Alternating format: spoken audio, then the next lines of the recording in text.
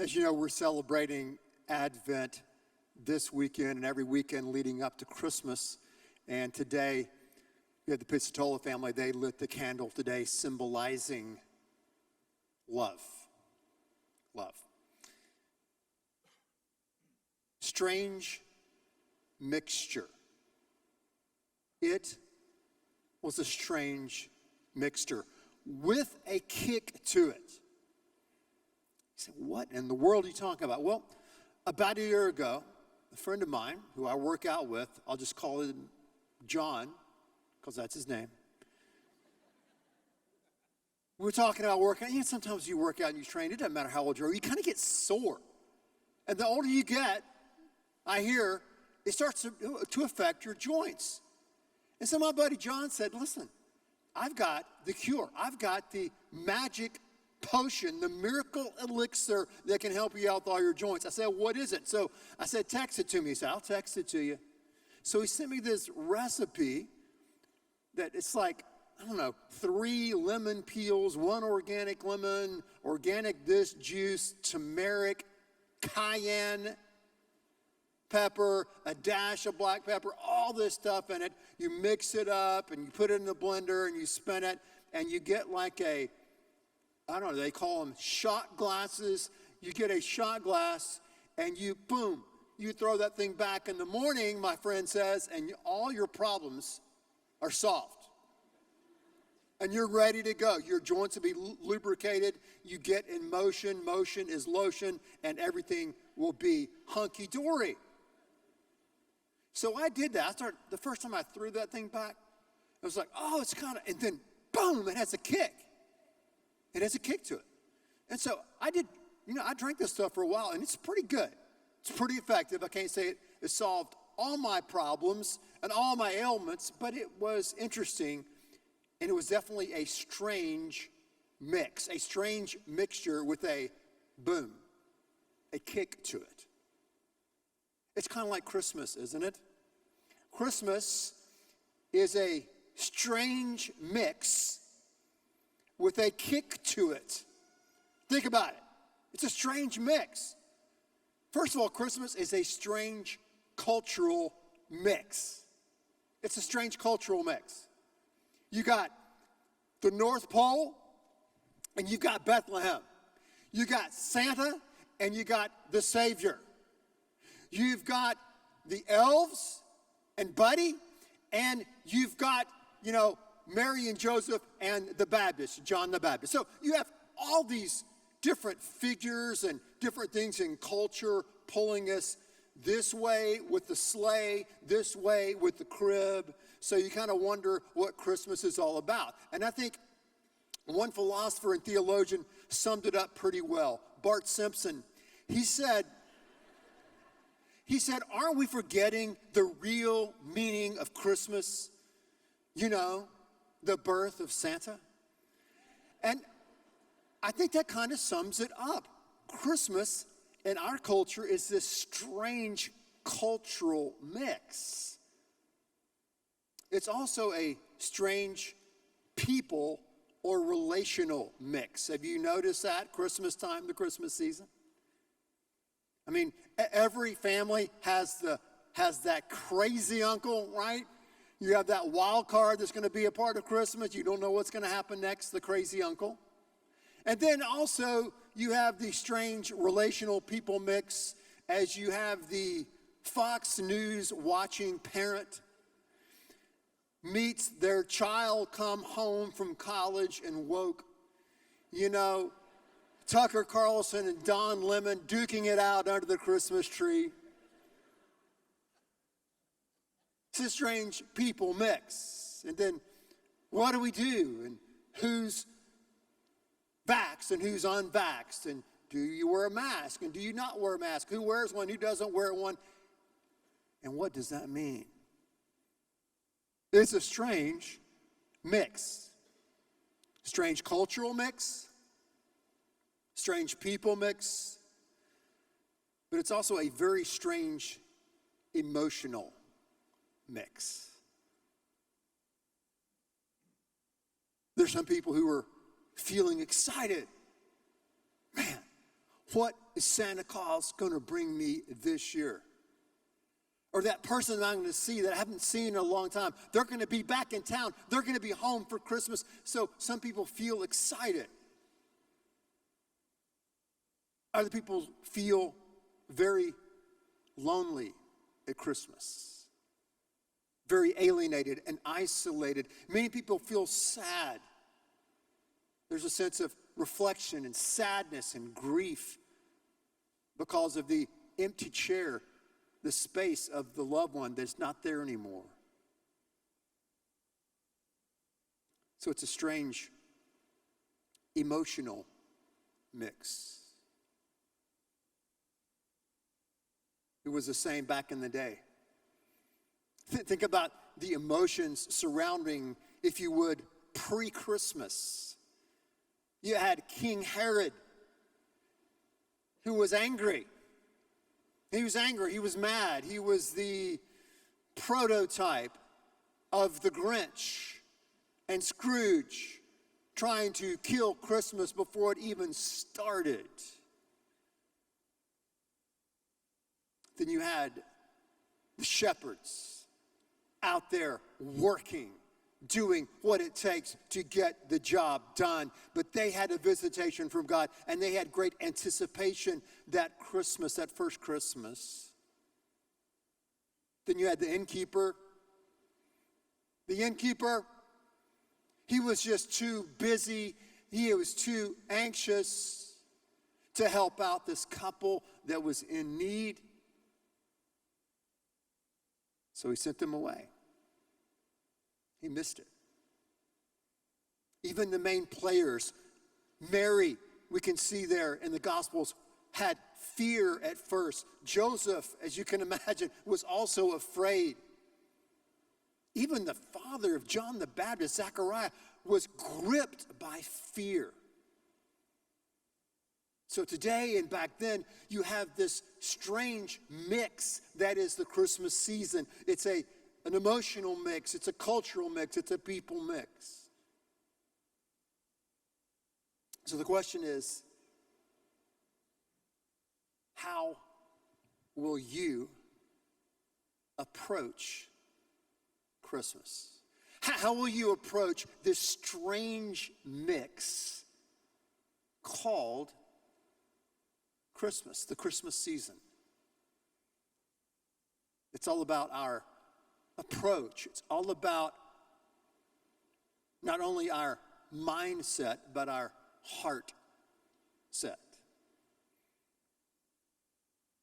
Or to ask it a different way, what's best practices here? What's the best way that we can approach Christmas?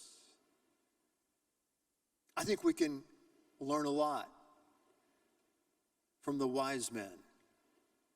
In Matthew chapter 2, when they followed the star and they saw the baby, they bowed down and worshiped. So the best way that you and I can approach the Christmas season is not only with hope, it's not only with love, but it's with a bended knee. A bended knee. We bend our knee before God and we say, God, I worship you. We bend our knee before God and say, God, I humble myself before you in this season.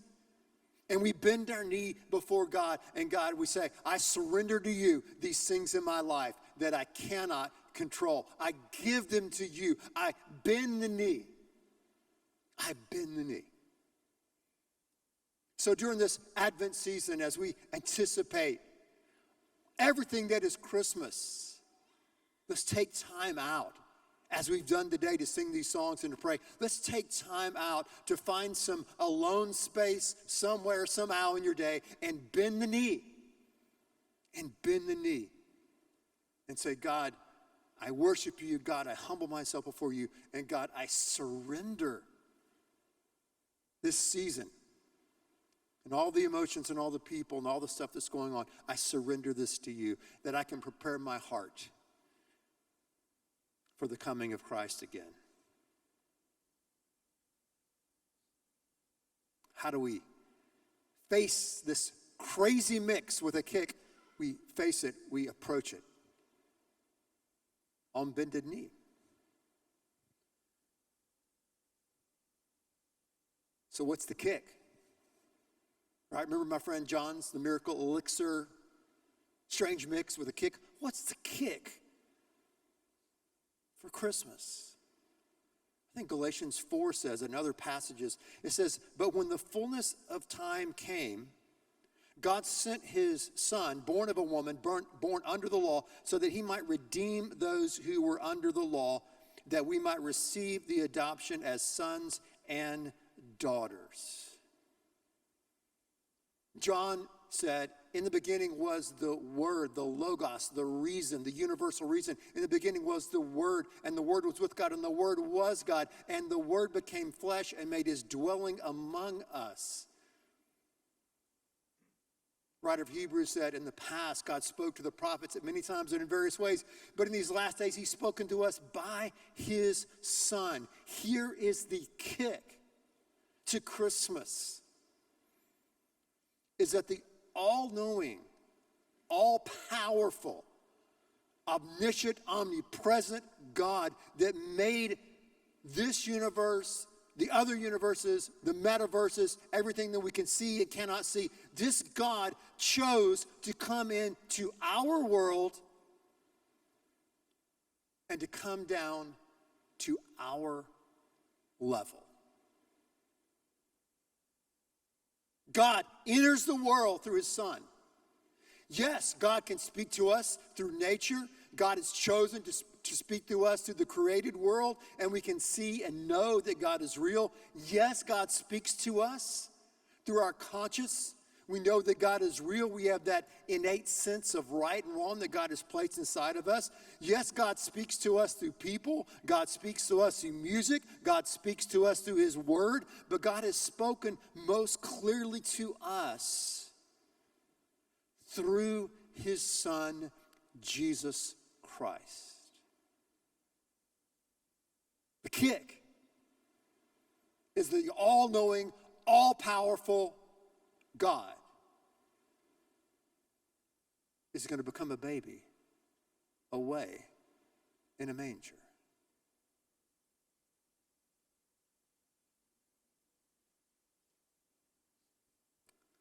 A lot of you have kids, little toddlers. We dedicated so many precious little angels here today. Some of you have grandkids. And when you walk into the room and you see your kid or grandkid there on the floor, you don't say, hey, pal, hey, Angel, come outside and let's just mow the grass and edge it together with the weed eater. You don't do that. Hey, let's watch yet another exciting football game and watch 8 men in suits try to explain to us what's going on. That's a very funny joke. You'll get it later. So, we don't do that. You don't do that. What do?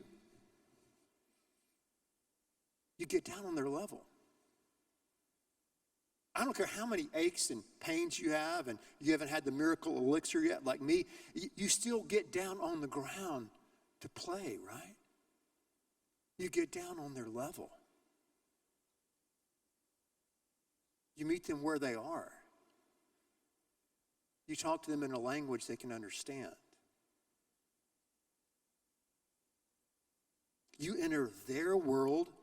You don't ask them to enter your world. That's the supernatural, transrational, metaphysical kick and reality to Christmas that God has come down to us to relate to us on our level.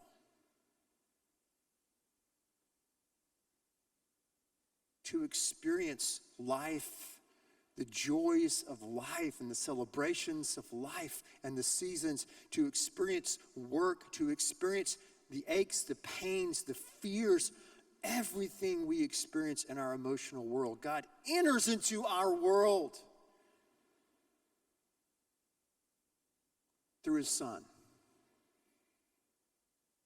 Jesus Christ. That's the kick to Christmas. And he does it for a reason. He does it to show us his love. 1 John 4 says, by this the love of God has been revealed in us, that God has sent his only Son into the world that we may live through him. And this is love. Not that we love God, but that God loved us. And he said, this love, this perfect love, drives out fear, casts out fear. God comes down from heaven in his Son to show us his face, to show us his love, to redeem us, as Galatians said, to bring us back that we might be the sons and daughters of the living God and know the security and the love and the power that he has for us. And then we start living that life through us, That's the kick of Christmas. How do we face this strange mix? How do we face the strange mix of this season? On bended knee. On bended knee. And we rise with the love and hope that only God can place in our hearts.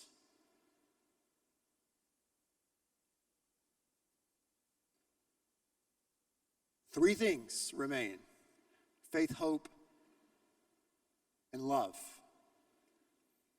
And the greatest of these is love. It's love.